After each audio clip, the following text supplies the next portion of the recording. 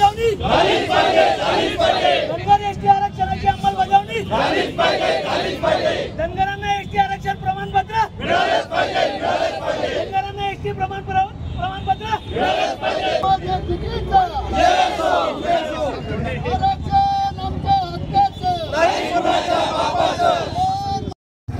आज जळगाव शहराच्या आकाशवाणी चौकामध्ये जळगाव जिल्हा धनगर समाज सकल धनगर समाजाच्या वतीने रास्ता रोकोचा कार्यक्रम करण्यात आला।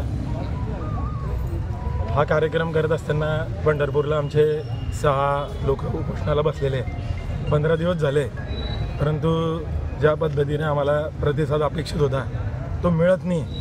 खरं तर धनगड आणि धनगर हा प्रश्न आता मिटलेला आहे। सरकारने पण हे मान्य केलेलं आहे की महाराष्ट्रामध्ये धनगडी जमात नाही, पण जी आहे ती धनगर आहे। म्हणून आमची अशी मागणी आहे की महाराष्ट्र सरकारने ताबडतोब धनगर समाजाला एसटी आरक्षणाचा GR काढावा आणि धनगर समाजाला या 70 वर्षापासून प्रलंबित असलेली जी मागणी आहे त्या मागणीला न्याय द्यावा आणि एसटीच्या आरक्षणाचे प्रमाणपत्र धनगर समाजाला द्यावे। कारण असं आहे की महाराष्ट्रामध्ये जवळपास 1.5 ते 2 कोटी धनगर समाज आहे आणि अनेक वर्षापासूनची जवळपास 70 वर्षापासूनची आमची मागणी होती।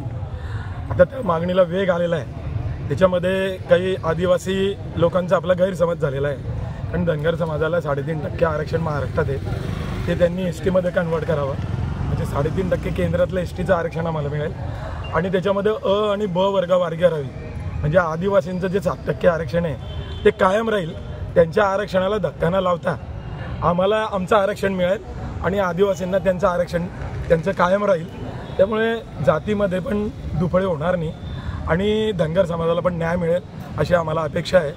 उद्या ती मीटिंग आम्ही महत्त्वपूर्ण ठेवली आहे, उद्या आम्ही तो निर्णय घेणार आहे। उद्यापर्यंत जर हे सगळं आरक्षणाचा GR निघाला तर आम्ही सरकारच्या आम्ही धन्यवाद देऊ।